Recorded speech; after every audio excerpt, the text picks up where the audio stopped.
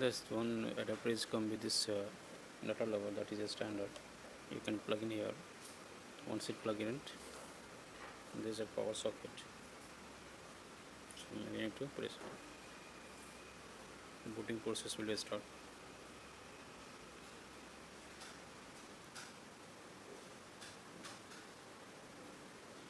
It takes a few seconds to come to the booting action. Once and the first time you are turning this data logger, it will some their process to go through that, or directly you can end. Yes, okay. So this is a display.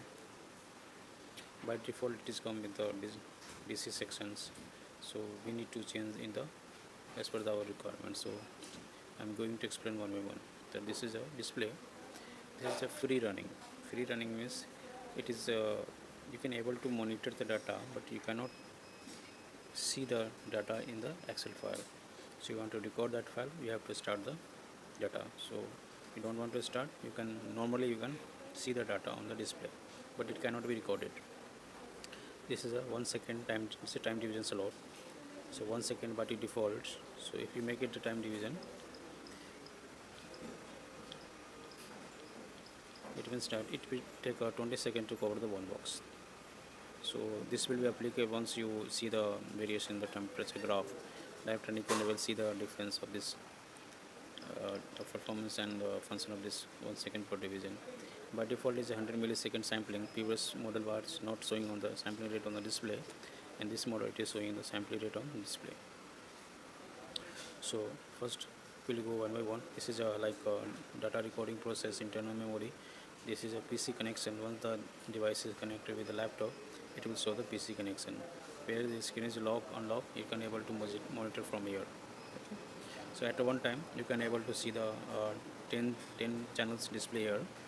This is a group, channel group. So next, whatever you extend up to 200 channels, we need to check by this pressing the channel group. Okay. So this way you can able to see on the display whatever you looking for the particular channel. Okay. So this is channel group function. Okay. So this once you power on, it will indicate the power. Once we start the data recording, we start. Once there, if we inserted any battery pack in this data logger, that the charging LED will glow. Okay.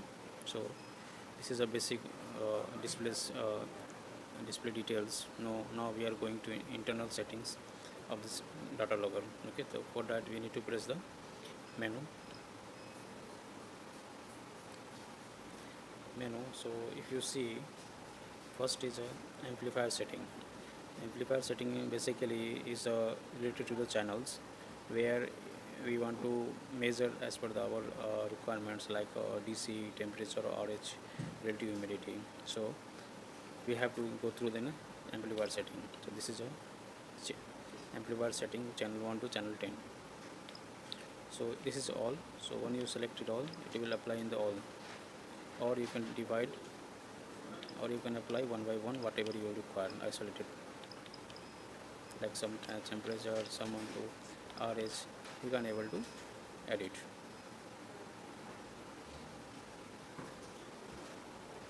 Okay. This is a sensor. In DC not require any sensor details because this is a direct input, so you can use anywhere to measure the DC voltage in this data log. For temperature, you can able to see the different types of sensor can be acceptable by this data logger. That is data logger 860. There's a range. The range is up to 2000 degrees Celsius. Based on your measurement parameter, you can select nearby the value, so it will show the proper graph on the display. This is a filter, low pass filter. If there is a noise in the signals, that can be neglected by turning on the desired low pass filter. This engineered unit function, suppose you want to measure some external sensors output in this data logger, that can be also possible. For that we need to turn on. I'm going to show you what are the parameters that you can able to set in this data logger. So first we because data logger only accept the DC signals that can be converted into the desired outputs. So these are the default measurement parameters that you can measure with this data logger. Make sure that sensor having the output either in the 0 to 5 volt, 0 to 10 volt, or 4 to 20 milliampere. If it is a 4 to 20 milliampere, that means we need to connect the shunt at here in any channel by using a 250 ohm resistance. So that value can be converted into voltage and unit can be defined here. So this way you can able to measure the any kind of the sensors output here. That having that sensor should be have like 0 to 10 volt or 0 to 5 volt or 4 to 20 milliampere. That can be possible with this data logger. So you can, if it some of the unit is not defined here, manually you can also make unit as per your requirements. So you can also able to set the unit here. You can customize the unit. Okay, so this way you can use this data logger in engineer unit function. Those are not directly inputs applying this miscellaneous annotation. You can make the channel annotation. Channel annotation means like sensor output. You can make some motor sensors, PCB sensor, capacitor sensor, where you can make the naming here.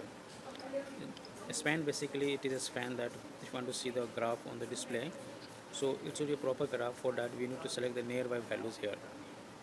If it is a nearby value, you will be able to see the clear waveform on the display by rising and down the temperature. This is the span settings. You can make the also color waveform, like a channel you want to use for this particular testing parameters. You can able to make in the color also. So this way you can able to make the annotation on the channels. This all details are for the channel settings. Now we are going to the data. The data is basically this is a fixed 100 millisecond for the all 20 channels. It cannot be changed here because it is default 100 millisecond. Previous one is 200 millisecond, that is minimum. So if I am going to make the, see, 10 channel is off already here. Just I'm going to make it off. Now we can see the sampling rate here. See, so even you can use it, the 10 channels or not, but maximum is 100 milliseconds. So it cannot be modified. This default, it is default by OEM. So internal memory, there is an option to select the GBD and a CSV also. GBD is a graphical form, CSV Excel format. So this way you can able to measure internal memory like that. These are rings, backup settings, add checksum files. So these are additional features of this data logger. Trigger function is basically if you want to set some trigger level. Suppose you set the trigger level is 25 degrees Celsius. So once it is reached by 25 degrees Celsius, it will start the data recording automatically. You have no need to make the trigger again. So this is a trigger function. Same way in the stop function. Trigger function, you can have different functions, levels, alarm, external, date, time. This way you can able to set the trigger level. So once it is reached the trigger level, it will start the data logging by self. So no need to make the every time I start and stop. Same way we can use for the stop also. This alarm function, if so, once the trigger level is generated, you can also able to set the some alarm provision, like if the temperature is above the 60 degree, it should be generated only alarm. Once alarm is generated, you can also identify the number of output, because its default is 4 output provision in this data logger. So you can one, it means it will generate the output from pin number 1. That can be see here. So you need to connect the logic probe here. Once the logic probe is connected, you can able to get the output. This is device information. So like you want to control through the LAN port or USB, so you can check details here, or you can configure in your software. Other details related to this data logger like temperature setting, screen setting, system setting, language, like that. So you can able to also see the firmware version and the model number, serial number of this product. The real was is not mentioned in that GL840. Now it is showing on the GL860. So these are additional features. So okay, so this is a Part for the humidity sensor. There is also provision for the WN slots where you can able to connect the receiver part here, and this is for the external SD card where you can able to put the external SD card here to record the data that can be easily remove, and you can check in with your system. So this is a storage. Data can be stored up to the use 32 GB. This is already so that this is the button for the power on off, and this is for the DCN. This is a input logic. So basically this is for the input, means you can give the input to operate through the different parameters like rotation, pulses, and the external trigger that can be also apply by using the 10 pins logic pro. Output means it will generate the alarm. So once there is any alarm in this data logger, it will generate it from this pin. The alarm will be generated in the zero potential voltage, and that can be used and triggered by the relays. This is USB port. USB port basically used for the data measurement by using this the computer interface. This is data logger having the standard software. You can connect from the by connecting the USB. Same as applicable for the line also. So this is overall features of the 860 data logger. You can see in the back side there is also plot for the battery pack. Yeah. So two battery pack will be connected here. That is a 7.2 volt box. By using this battery pack, you can able to easily move from one location to another location without require any AC adapter. So this is how you can able to use this 860 data logger. This is the overall features of Graphtec made 860 data logger. Thank you.